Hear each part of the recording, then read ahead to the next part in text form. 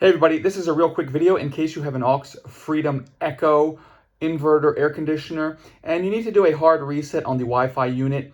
You might want to do this for basically two reasons.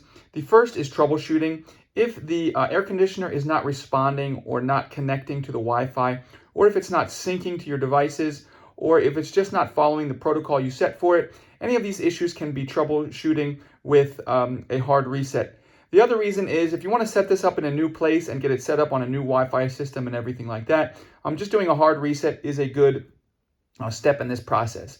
Now, it's real easy to do. All you need to do is come on a little Wi-Fi controller unit. We are going to find the health button. On the different units, it's on a different place usually, but there's usually at the bottom, there's a health button. So what you need to do is you need to press the health button rapidly. You have to press it 8 times. 1, 2, 3, 4, 5, 6, 7, 8. And you have to press it 8 times within 5 seconds.